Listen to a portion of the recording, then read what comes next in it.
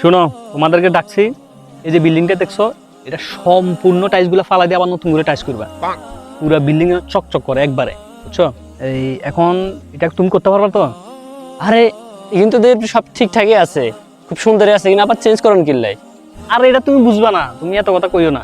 এটা আমার বসের পছন্দ হয় নাই।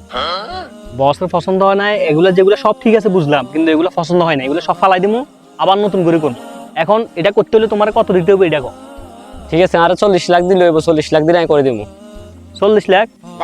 তুমি 40 লাখ হলে করবা? আচ্ছা তুমি বলো, তোমার কত দিমু এটা করতে? আমারে 60 লাখ দিতে হবে, 60 লাখ দিলে আমি সম্পূর্ণ কাজ করে দেব। 60 লাখ? ও চাইলে 40 লাখ, তুমি চাও 60 লাখ, কেন? 60 লাখ কেন জানেন? ও 40 লাখ দিয়ে কাজ করবে বলছে না, ওরে 40 লাখ দিয়ে দিমু, ও কাজ করবে। আর বাকি যে 20 লাখ থাকবে, ওইখান থেকে আপনার 10 লাখ দিমু, আমি 10 লাখ নিবো। আচ্ছা না না, আপনার 12 লাখই দিব, কারণ আপনি এত কষ্ট করে টেন্ডারটা নিয়ে আসছেন, আপনারও তো কিছু লাগবে। আপনার 12 লাখ দিমু, আমি 10 লাখ নিবো, কাজ হয়ে যাবে।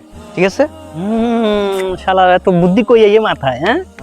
ঠিক আছে, খুশি আপনি? ওকে, তাহলে ডিল ডান করেন। ঠিক আছে, ঠিক আছে, যাও যাও কাজ করো। আরে আমি খুশি, ঠিক আছে করে নাও। দুর্নীতি আমাদের সমাজের জন্য অত্যন্ত ক্ষতিকর। রাসূল সাল্লাল্লাহু আলাইহি সাল্লাম বলেছেন, যে প্রতারণা করে সে আমাদের দলের অন্তর্ভুক্ত নয়। আসুন আমরা সবাই মিলে সততা ও ন্যায়ের পথে চলি, যাতে আমাদের ভবিষ্যৎ প্রজন্ম একটি সুষ্ঠু ও ন্যায়পূর্ণ সমাজ পায়।